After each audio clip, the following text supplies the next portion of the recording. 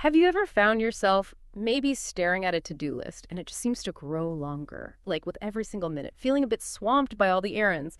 Or, maybe a friend comes to you, they've got this frustrating problem, and you just know you want to help, offer some advice, but, well, you can't quite figure out the most natural way to say it in English. Yeah, you're definitely not alone. We've all been there, trust me. Welcome to the Deep Dive, your shortcut to being well-informed. Today, we're going to turn those everyday challenges into, opportunities for mastering some really useful English. We're embarking on what I promise will be a fascinating and super practical deep dive into getting things done. And this isn't just about, ticking boxes off a list. It's about understanding how to confidently talk about essential services, like when you need someone else to do the work, and then how to smoothly pivot to offering genuinely helpful, natural-sounding advice to other people. We're going to unpack how to talk about these services, describe problems really clearly, and make suggestions that feel, completely authentic and confident in English. Absolutely. And our mission today, it's really all about empowering you. We're taking a good, detailed look at the practical English tools you'll find in Unit 9, Cycle 1 of Interchange Level 3. Our goal, really, is to equip you with the language you need to handle these super common everyday situations with, absolute ease. We'll break down the key vocabulary, the important grammar structures step by step, and we'll connect everything back to vivid, real-life scenarios. So by the time we finish this deep dive, you won't just know what to say, but you'll get why you're saying it that way. You'll be able to communicate your needs and offer support in English with, hopefully, a lot more confidence and clarity. Think of us as your guides, helping you navigate the tricky bits. Okay, so let's unpack this basic idea of services in daily life. What does that word really mean when we use it in just, everyday English? Well, in its simplest, most practical sense, a service is just when you arrange for someone else, maybe a person, maybe a company, to do a job for you. It's basically about delegating tasks. And why do we do this? Well, often it's because we just don't have enough time ourselves, or maybe we don't have the specific skill needed.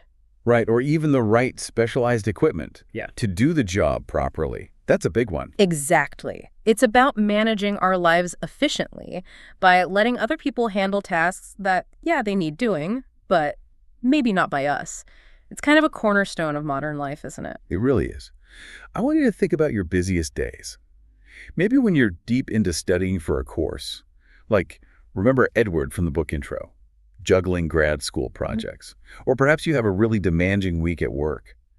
What are those tasks you often find yourself wishing someone else could just, magically handle for you?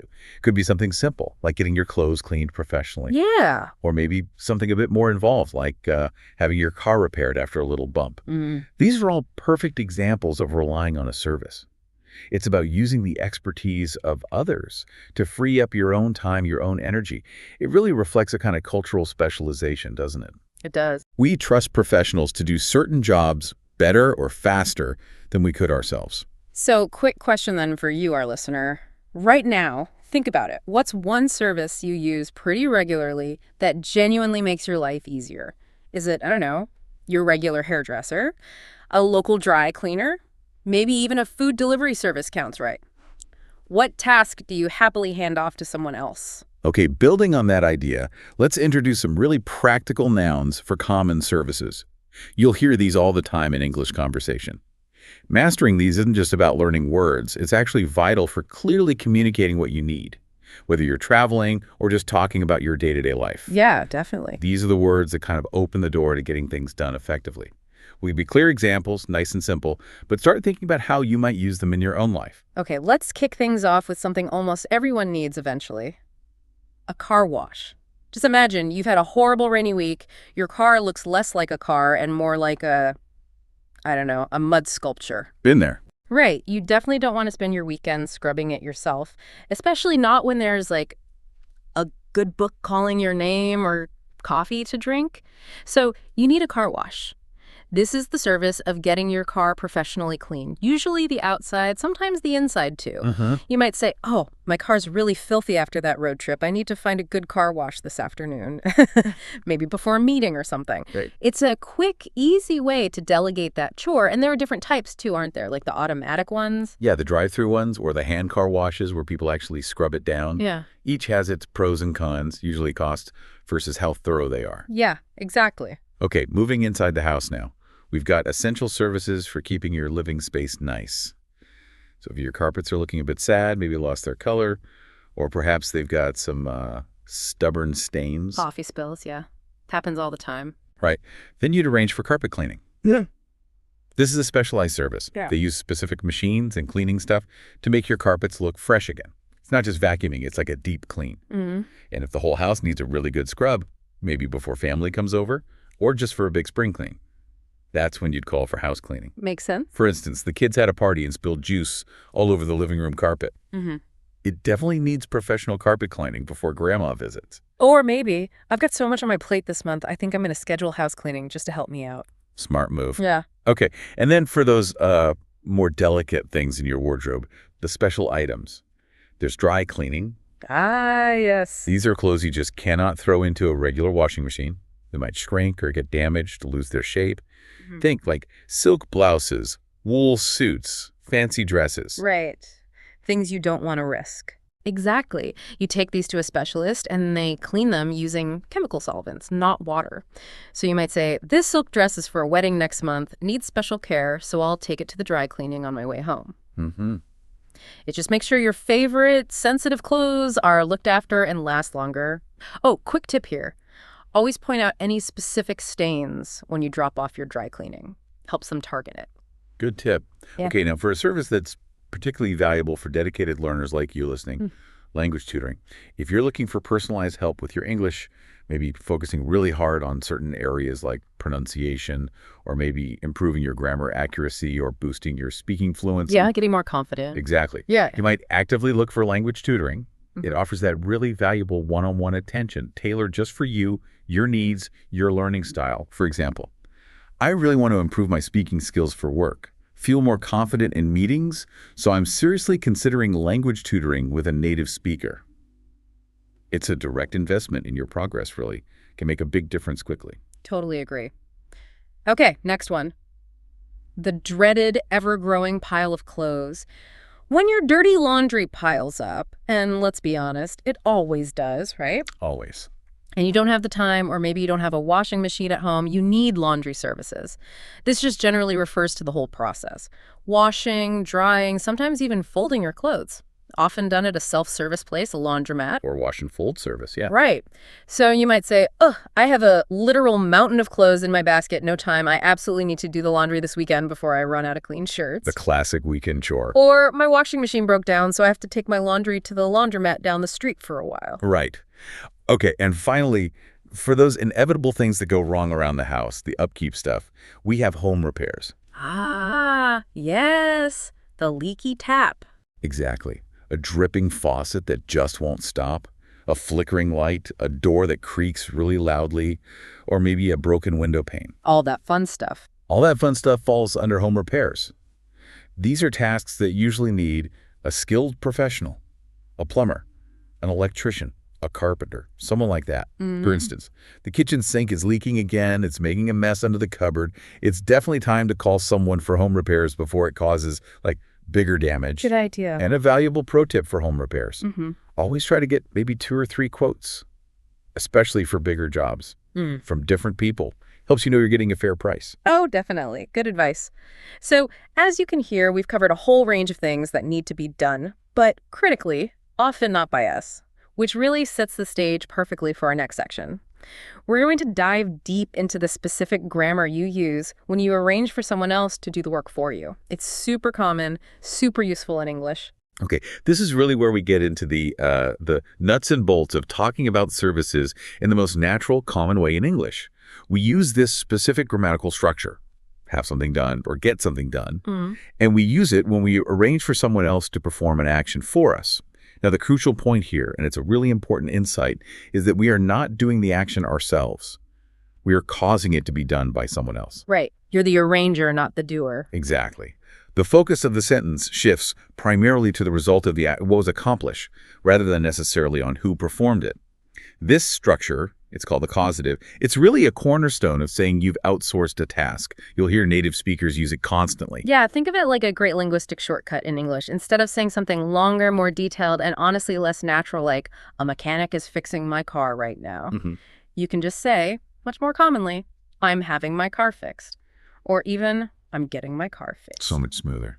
Totally. It's concise, it's idiomatic, it's just more efficient in everyday conversation. It's the phrase that signals, okay, I've made the arrangement, someone else is doing the work. It implies that service relationship without having to spell it out every single time, saves words, makes you sound more fluent. Simple as that. Let's break down this grammar structure then, step by step. Yeah. Get some crystal clear examples in there, make sure it really sinks in. The core structure is subject plus have get plus object plus past participle. Okay. So the subject is the person who arranges for the action. I, she, we, Edward, whatever. Right. The object is the thing that the action is being done to. So my car, her hair, the house, these pants. Right. And the past participle is the key part, is the form of the verb describing the action happening to the object. Right. Like fixed, shortened, cut, repaired, cleaned. Got it. Not the base verb? Exactly. Not the base verb, not the ing form, the past participle. That's crucial. And another really key insight to remember, the verb have, or get, is the part that changes tense. It changes to match when the action happened, or will happen. Ah, okay. So you might say, I had my car fixed yesterday, past tense. Or, I am getting my hair cut tomorrow, present continuous for a future arrangement. Right. But the past participle fixed, cut, clean, that stays the same no matter the tense of have or get. This is a really common mistake for learners, so watch out for it. Don't say, I had my car fixed. Always use the past participle. Okay, good tip. Let's take a really common scenario, something lots of us face. Getting clothes altered. Imagine, like our friend Edward again, maybe he bought a great new pair of trousers, maybe for an interview or something. But gets them home, tries them on, and oops, they're just a little bit too long. Happens all the time. Right. He's probably not going to shorten them himself unless he's secretly a skilled tailor with a sewing machine. Unlikely for most of us. Exactly. That's what a service is for. Precisely. Nah. So, in that situation, he wouldn't say, I shortened my pants, because that implies he's doing the sewing. Right. Instead, he'd ask, where can I have these pants shortened? See, shortened, past participle of to shorten. He's asking where he can arrange for this service to be done for him. Another example maybe, I need to get this dress taken in before the party. It's a bit too loose. Again, the action shortening, taking in, is delegated to a professional. Makes perfect sense. Okay, what about fixing electronics? Your brand new smartphone slips out of your hand, crack, screen's broken. Oh, the worst feeling. It is. Super common, often expensive problem. You definitely need someone with the right tools, the right know how to fix it. You're not going to try and pry it open yourself. Definitely don't. Yeah. You typically say, where can I get my phone fixed quickly? I really need it for work. Or if your laptop's playing up, maybe it keeps freezing or crashing. You might complain, I need to get my computer repaired because it just keeps shutting down unexpectedly. In both cases, the action fixing, repairing, it's done for you by a technician. You're not doing the repair work. The key takeaway is that responsibility for the doing is with someone else. Okay. Here's another one, moving into personal grooming.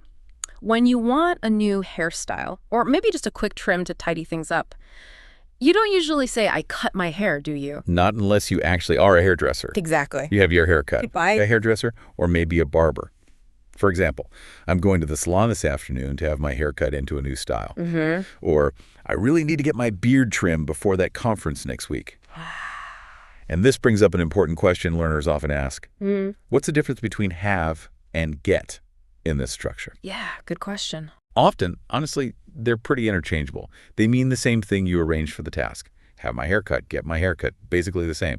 However, sometimes get can feel a little more informal. Or maybe it suggests a bit more effort on your part to arrange it, or perhaps a more immediate need. Okay. Like maybe compare, I always have my taxes done by my accountant. That sounds like a regular, maybe slightly more formal arrangement. Right. Versus, I need to get my tires changed before winter hits.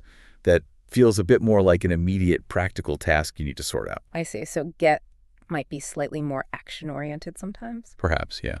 But honestly, for most situations, you can use either have or get, and you'll be perfectly understood.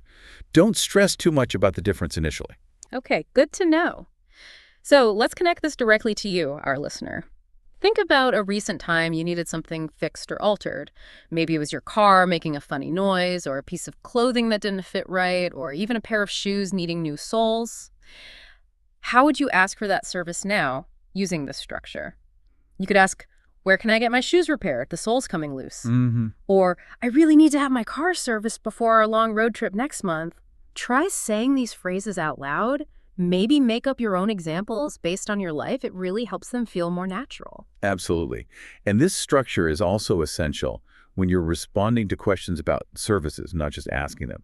So if someone asks you, hey, where can I have my car washed around here? It's embarrassingly dirty. Yeah. You can respond directly and naturally using the same structure back. Oh, you can get your car washed at that new place on Elm Street. They do a really good job. Yeah. It shows you understood exactly what they meant. Right. So for instance, if you heard about, say, like new repair services for phones, and they're meant to be quick and reliable, you could confidently say to a friend with a cracked screen, oh, if your phone screen's cracked, you should definitely get your phone fixed at like new repair services. I heard they're really quick and not too expensive. Perfect example. This structure, have get something done, is just incredibly common. Using it will make your English sound much more fluent, much more natural in all those everyday conversations about the many services we rely on. It's really a mark of a proficient speaker. Okay, moving on. We all face problems, right? Big ones, small ones. Maybe it's a tech issue with our phone, like we just discussed, or a challenge with studies like Edward, or maybe a bigger personal dilemma.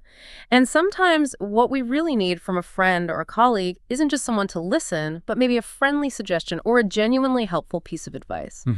And this unit is fantastic for learning not just how to, take advice gracefully, but maybe even more importantly, how to offer it effectively to others or even to yourself when you're trying to figure stuff out. It's such a core social skill. It really is. Offering advice, it's about being supportive, first of all, understanding the situation, and then providing possible solutions in a way that's clear, polite, and often empathetic. Yeah, empathy is key. Definitely. It's a crucial part of communicating effectively and building stronger relationships, especially when you're doing it in English, where maybe the cultural norms around directness are a bit different from your own. Good point. Knowing different ways to phrase suggestions lets you choose the right tone for the situation. Is it a gentle nudge, a more direct recommendation, or maybe just exploring possibilities together? The nuance here is actually quite important. Precisely. And there are several really common, super useful phrases for giving advice that sound very natural to native speakers. Let's break them down step by step, give plenty of context, lots of examples, so you feel confident using them yourself. Sounds good. First up, we have structure 1. Maybe you could find post a base form verb.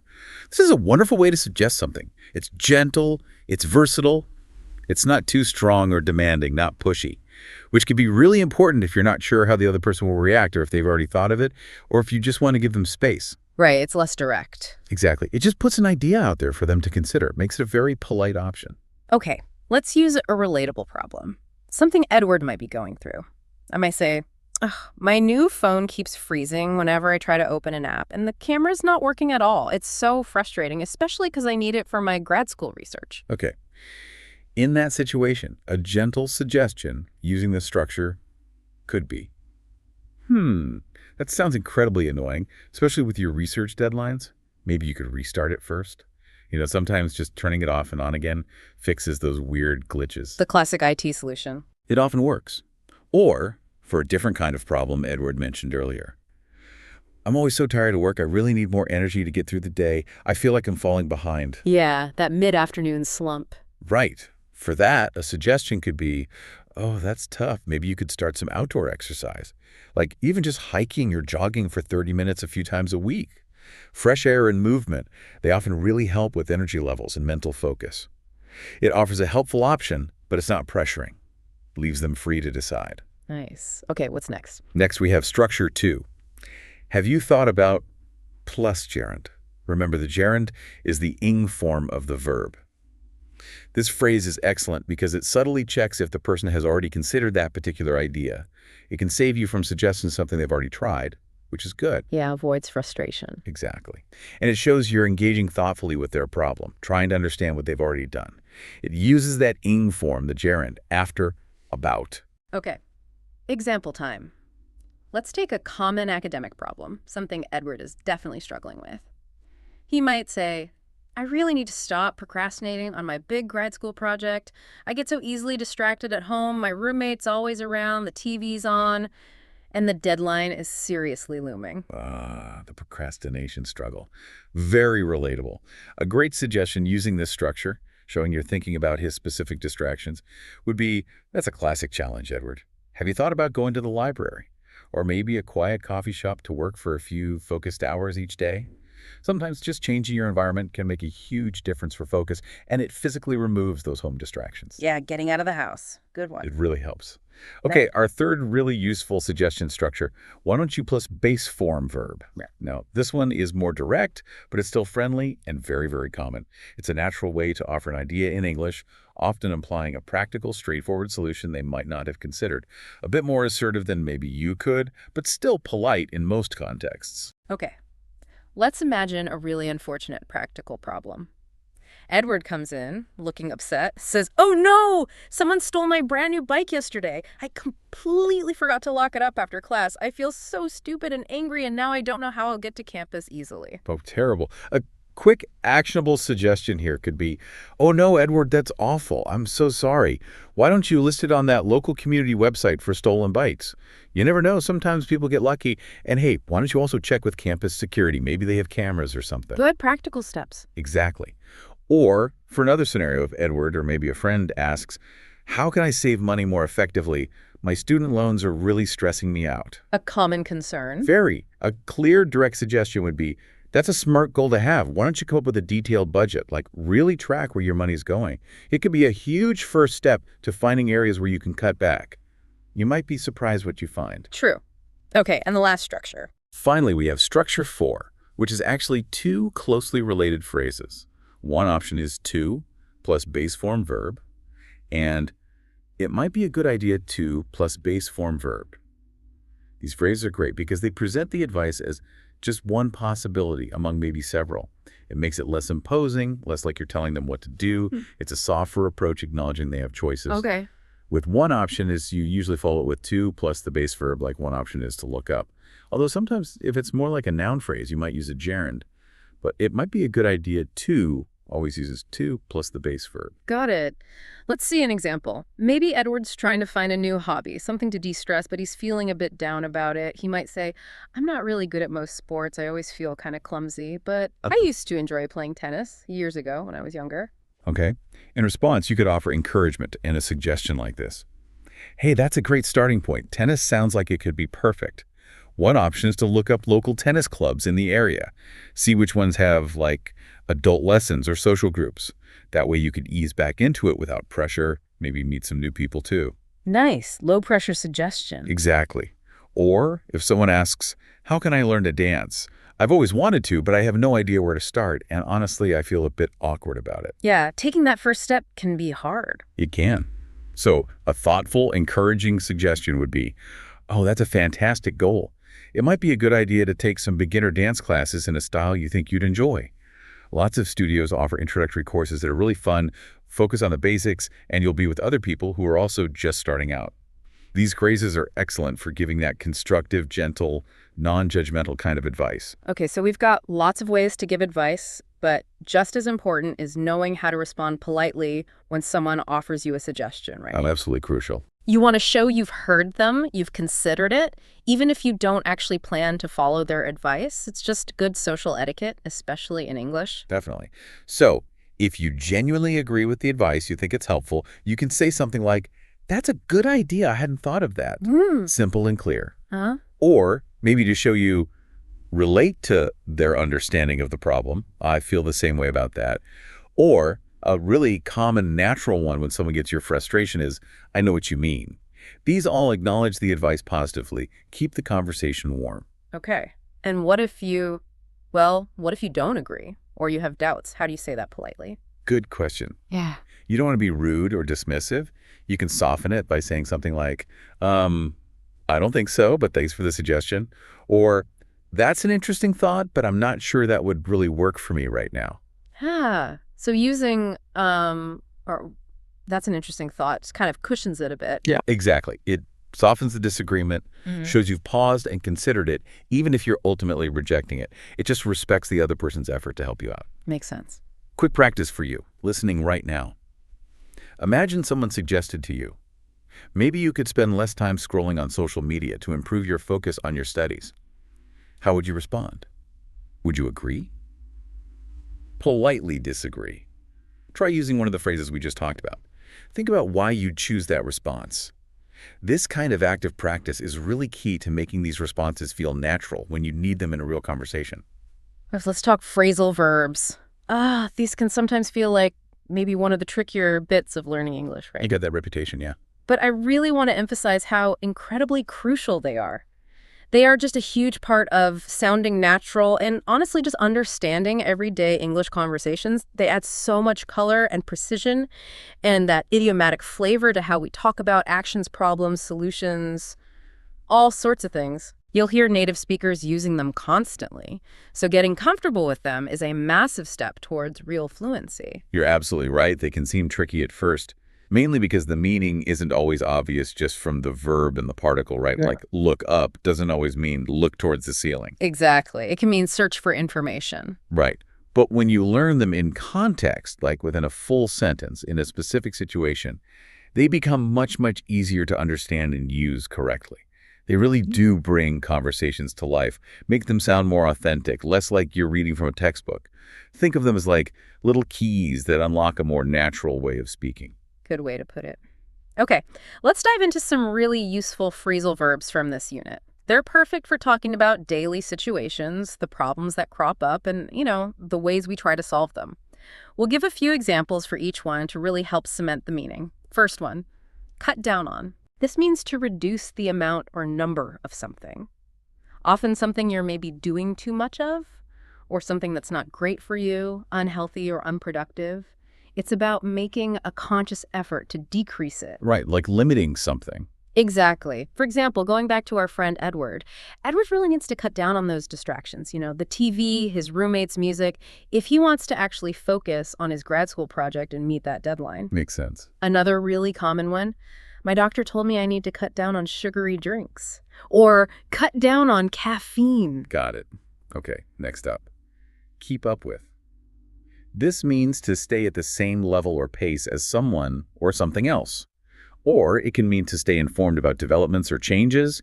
It's about maintaining your pace or knowledge or effort. Right, not falling behind. Exactly. For instance, a student might ask, what can I possibly do to keep up with all my assignments in this course? I feel like I'm constantly behind, even though I'm working really hard. Or you might hear someone say, it's so hard to keep up with the news these days. There's just always so much happening. It implies that need to stay current. Yeah, definitely. Okay, next. Get along with. A social one. Yeah. This simply means to have a friendly relationship with someone, to be on good terms, to interact peacefully. It's all about social harmony, compatibility. For example, thinking about Edward's distraction problem again. It's actually hard for Edward to study, partly because he gets along with his roommate so well. They spend too much time chatting and playing video games, which ends up being a huge distraction. The irony. His good relationship is causing a problem. Exactly. Another example. I really hope my new boss and I get along with each other. Having a good relationship at work makes such a difference. Absolutely. Okay, a more optimistic one now, used all the time, look forward to. This means you feel pleased and excited about something that's going to happen in the future. It conveys positive anticipation, happy expectation. Yeah, like waiting for something good. Exactly. For example, I really look forward to hearing your suggestions on how to save money. I'm keen to get started. Or after a long, tiring week, I'm really looking forward to the weekend. I just plan to relax and maybe read a book. It's a great way to express positive feelings about the future. Signal something good is coming. Definitely use that one a lot. Okay. Maybe a more challenging one, but really practical, put up with. Tolerate. Yeah, exactly. It means to tolerate or endure something, especially something annoying or difficult or unpleasant, often without complaining too much or maybe just accepting it. It shows patience, maybe resilience, sometimes just resignation. Right. Which you can stand. Yeah. For instance, thinking about noisy neighbors. I could never put up with that loud music playing late every night, especially if I was trying to work. I'd need total silence. It describes your tolerance level, or maybe about an old car. My car makes a lot of strange noises, but I just have to put up with it for now, until I can afford a new one. Got it. Okay, a very common and really important one. Take care of. This has a couple of related meanings. It can mean to look after someone, or something like provide care, or it can mean to manage something, or be responsible for it. Right, handle it. Yeah, handle it. It implies nurturing, safeguarding, managing responsibilities. For example, thinking about self-improvement advice. Selena, you really need to take better care of yourself.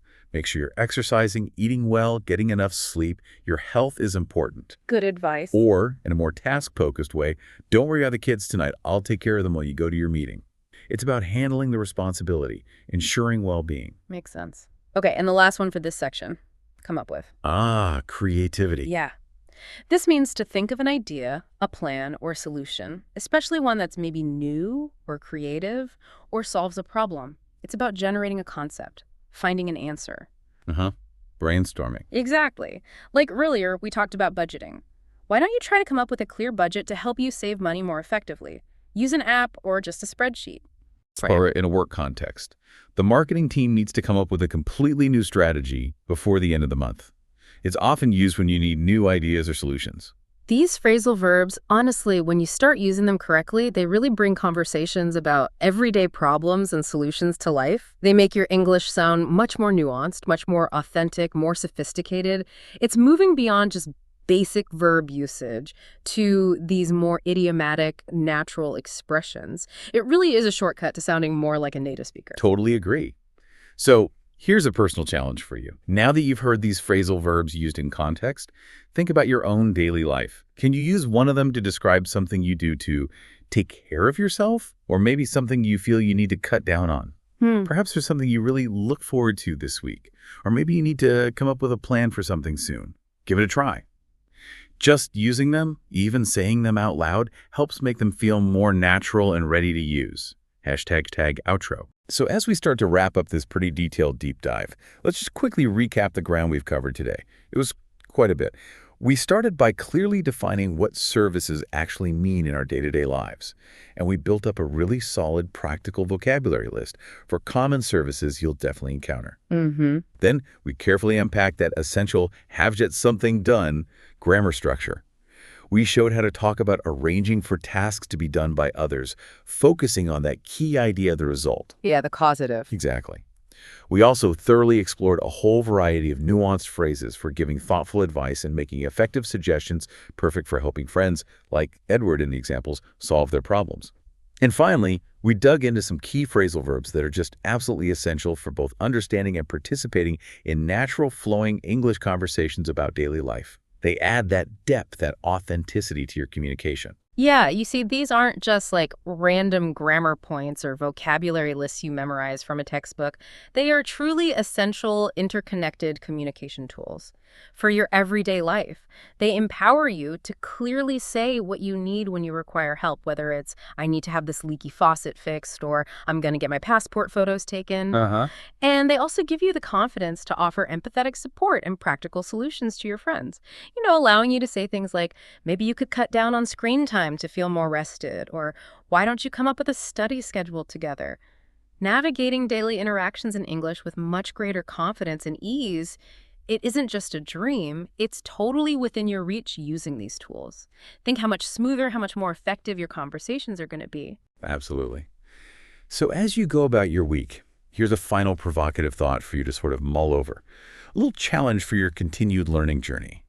Next time a friend asks you for advice, or maybe you find yourself needing a service, what's just one new phrase or grammatical structure from our deep dive today that you'll consciously try to use in your English conversation? And maybe on a more personal note, thinking about your own English learning journey, what's one piece of advice you'd give yourself right now about staying motivated, staying consistent, maybe even using one of the advice structures we talked about today?